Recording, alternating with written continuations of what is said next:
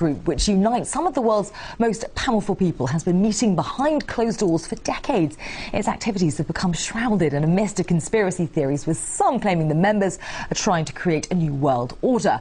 Well, one investigative journalist has just revealed to the European Parliament all he claims to have discovered about the Bilderbergers. And Daniel Estulin joins me now live from Brussels. Many thanks for joining us this evening, Mr. Estulin. So tell us more about what you found out about the group and what you believe it does. Well, thank you. First of all, thank you so much for having me. I found out over almost 20 years of research that what's today is called the Bilderberg Group already existed over 800 years ago. They were back then called the Venetian Black Nobility. In fact, Bilderberg is the creation of the Synarchy movement of empires, who are the plenipotentiary founders and financiers of Hitler.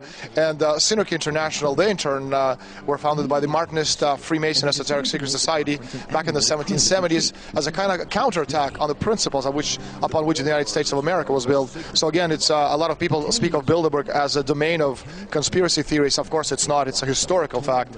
And again, what's today called Bilderberg 800 years ago existed. It was called back then the Venetian Black Nobility. So interesting to hear that background. But what is it that you believe the group actually does today? And what evidence do you have to back up your claims?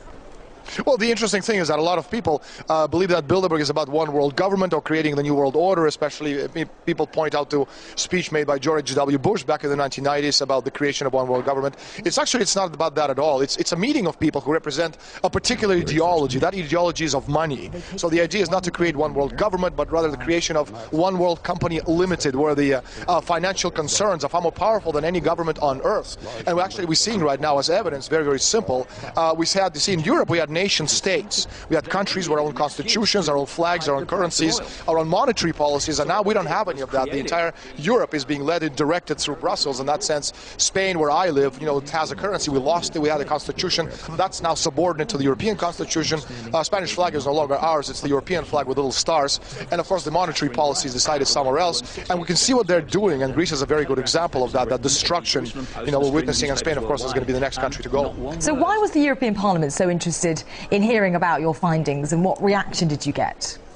Well, actually, the European Parliament was profoundly upset that I'm here. I was invited by Lega Norte by Mario Borghesio, one of the senior European representatives from Italy, who came across Bilderberg actually in the Italian version of my book about 8 months ago. Well, he didn't know that these people existed, and the fact that some of the key decision-making process over the past 60 years were taking at Bilderberg obviously surprised and astonished him. And so through him, I was invited to make a speech, a historic speech, in fact, at the European Parliament about the Bilderbergers and their roots, which was called Bilderberg Towards One World Company Limited. So can you give us some names, some examples? Who is actually a part of this so-called Bilderberg group?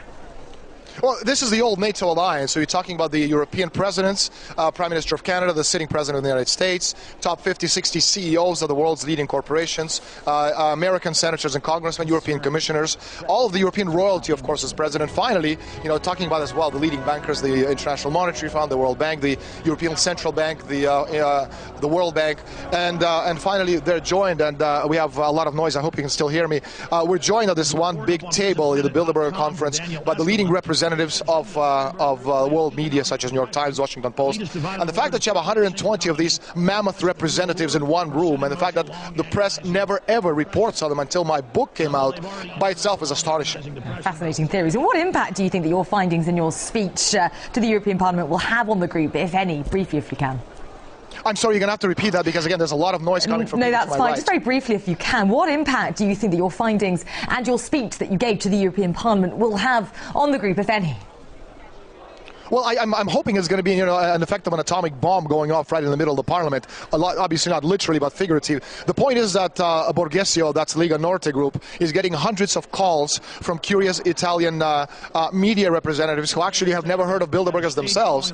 And so they want to know exactly how the decisions made at this very private organization fit into the world scheme. And Russia, in this particular sense, is very much a part of it, or victim of it. As I reported back in 2005, by the summer 2008, Bilderbergers at their meeting talked about pushing the oil price to about $150 a barrel, and then they decided to push the oil price down, orchestrating it fall to about $30 a barrel, and it directly affects Russia because, again, China and Russia are the two main enemies of the people who are trying to create this one world government, and Russia having a lot of oil, if you can actually destroy the oil price and push it down, you're destroying Russia's economy. And China, on the other hand, which has no oil to speak of, anything you make requires a lot of oil, so by pushing the oil price, by orchestrating, the price at $147.50 a barrel, you're destroying the Chinese economy. So yes, Russia, needless to say, has been on the receiving end of the Bilderberger planning and scheming.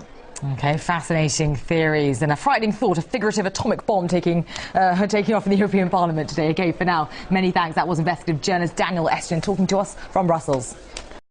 Now, Secretive and Elite, the Bilderberg group, which unites some of the world's most powerful people, has been meeting behind closed doors for decades. Its activities have become shrouded in a mist of conspiracy theories, with some claiming the members are trying to create a new world order. Well, one investigative journalist has just revealed to the European Parliament all he claims to have discovered about the Bilderbergers. And Daniel Estulin joins me now live from Brussels. Many thanks for joining us this evening, Mr. Estulin. So tell us more about what you found out about the group and what you believe it does. Well, thank you. First of all, thank you so much for having me. I found out over almost 20 years of research that what's today is called the Bilderberg Group already existed over 800 years ago. They were back then called the Venetian